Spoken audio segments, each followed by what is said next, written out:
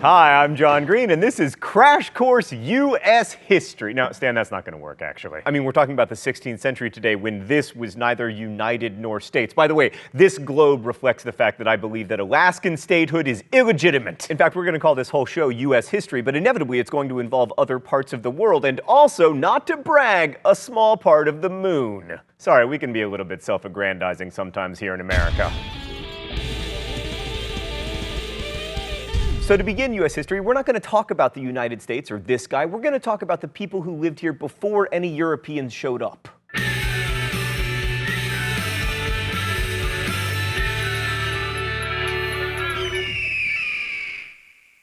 North America was home to a great variety of people, so it's difficult to generalize, but here's what we can say. One, when the Europeans arrived, there were no classical-style civilizations with monumental architecture and empires like the Aztec or the Incas. And two, native North Americans had no metalwork, no gunpowder, no wheels, no written languages, and no domesticated animals. However, they did have farming, complex social and political structures, and widespread trade networks. Mr. Green! So they were pretty backwards, huh? Well, I mean, or at least primitive. Primitive is a funny word, me, from the past, because it implies a romanticization. These simple people who never used more than they needed and had no use for guns, and it also implies an infantilization. It's like you believe that just because you have a beeper and they didn't, they were somehow less evolved humans. But you can't see the human story as one that goes from primitive to civilized. That's not just Eurocentric, that's contemporary-centric. The idea that we're moving forward as a species implies a linear progression that just does not reflect the reality of life on this planet. I get that you like to imagine yourself as the result of millennia of advancement and the very pinnacle of humanness,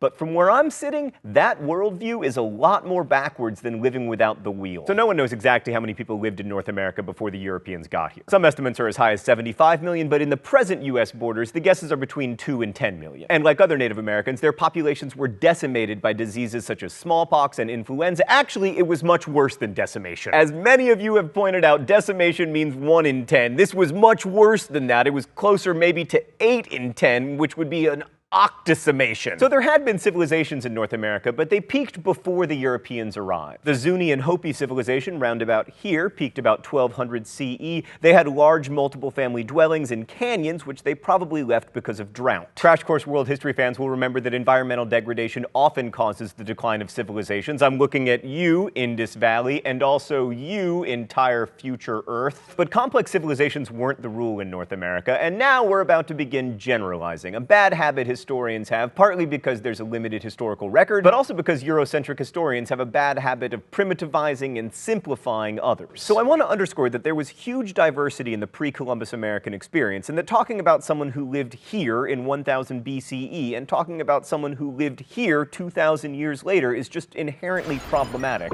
That said, let's go to the thought bubble. Most native groups in most places organized as tribes, and their lives were dominated by the natural resources available where they lived. So West Coast Indians primarily lived by fishing, gathering, and hunting sea mammals. Great Plains Indians were often buffalo hunters. These tribal bands often united into loose confederacies or leagues, the best known of which was probably the Iroquois Confederacy, also called the Great League of Peace. This was kind of like an upstate New York version of NATO, but without nuclear weapons or the incessant international meddling or Latvians. Okay, it was nothing like NATO, actually.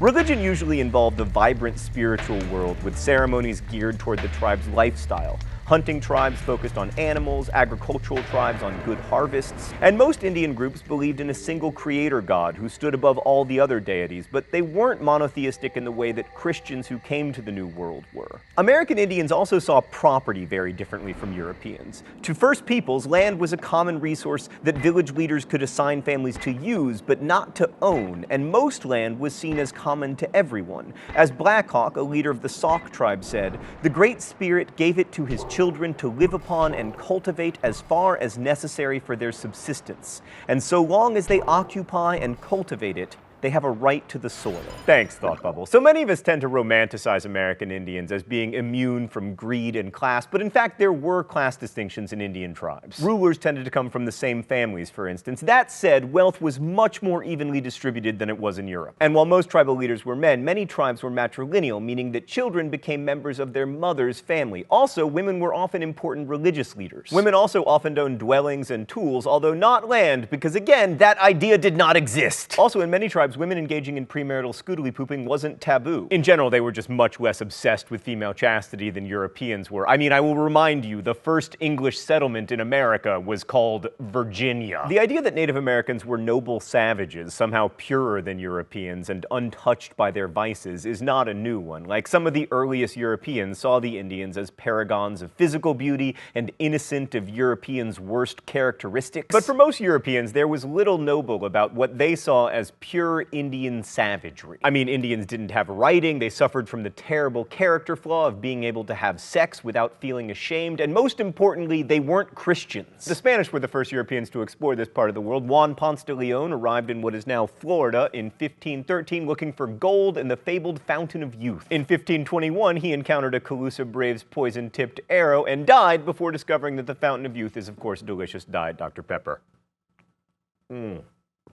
Oh, I can taste all 23 flavors. There were many more Spanish explorers in the first half of the 16th century, including one Alvar Núñez Cabeza de Vaca, who wandered through the American Southwest looking for gold, which I mention entirely because I think that guy's last name means cowhead. Of course, none of these people found any gold, but they did make later European colonization easier by bringing over the microbes that wiped out most native populations. So the Spanish wanted to colonize Florida to set up military bases to thwart the pirates who preyed on silver-laden Spanish galleons coming out of Mexico. But Spanish missionaries also came over hoping to convert local native populations. This, of course, worked out magnificently. Just kidding, it went terribly, and many of the missions were destroyed by an uprising of Gual Indians in 1597, and I will remind you, mispronouncing things is my thing. In general, colonizing Florida sucked because it was hot and mosquito-y. Spain was much more successful at colonizing the American Southwest. In 1610, Spain established its first permanent settlement in the Southwest at Santa Fe, New Mexico, and you couldn't really say that it flourished since Santa Fe's population never got much above 3,000, but it had a great small-town feel. And New Mexico is really important because it's the site of the first large-scale uprising by Native Americans against Europeans. I mean, the native people, who the Spanish called pueblos, had seen their fortunes decline significantly since the arrival of Europeans. How much decline? Well, between 1600 and 1680, their population went from about 60,000 to about 17,000. Also, the Franciscan friars who came to convert the indigenous people became increasingly militant about stamping out all native religion. The Spanish Inquisition just wasn't very keen on the kind of cultural blending that made early conversion efforts successful. So while the Spanish saw all the pueblos as one people, they also knew there were tribal differences that made it difficult for the Indians to unite and rise up against the Spanish. But nothing unites like a common enemy, and in 1680, a religious leader named Pope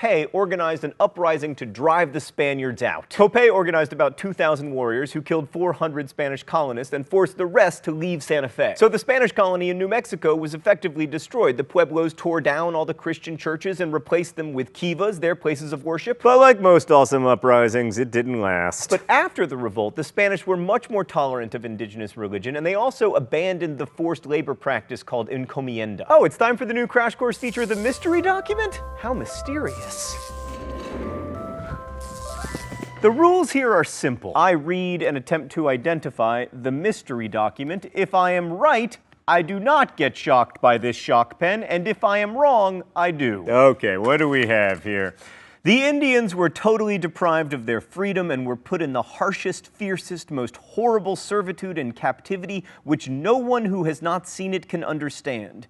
Even beasts enjoy more freedom when they are allowed to graze in the fields, but our Spaniards gave no such opportunity to Indians and truly considered them perpetual slaves. I sometimes came upon dead bodies on my way, and upon others who were grasping and moaning in their death agony, repeating, "Hungry, hungry." And this was the freedom, the good treatment, and the Christianity the Indians received. Well, that's nice. Okay, so the mystery document is always a primary source, and since the writer refers to our Spaniards, I'm gonna guess that he or she, probably he, is European, and a Spaniard sympathetic to the Indians, which narrows the list of suspects considerably. So it probably wasn't De Sepulveda, for instance, who argued that the Indians might not even be human. Okay, Stan, I'm actually pretty confident here. I believe it is from a short account of the destruction of the Indies by Bartolomé de las Casas. Oh, dang it! Oh, Stan just told me I have the author right, but the book wrong. It's a history of the Indies. Oh, I hate shocks, both literal and metaphorical.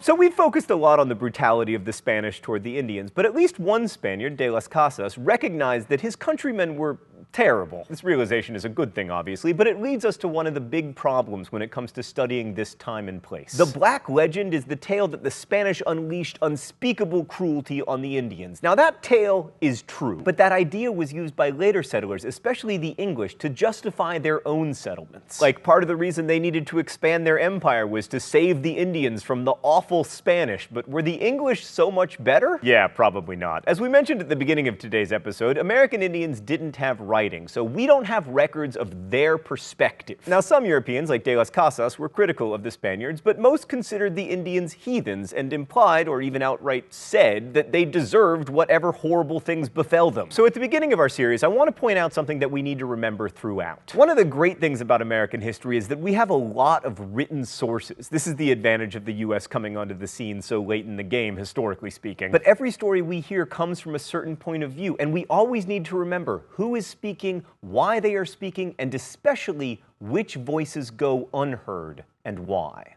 Thanks for watching. I'll see you next week. Crash Course is produced and directed by Stan Muller. Our script supervisor is Meredith Danko. The associate producer is Danica Johnson. The show is written by my high school history teacher, Raul Meyer, and myself, and our graphics team is Thought Bubble. If you have questions about today's video, you should ask them in comments. Everybody who works on Crash Course, as well as a team of historians, will be there to answer them. Thanks for watching. Please make sure you're subscribed to Crash Course, and as we say in my hometown, don't forget to be awesome.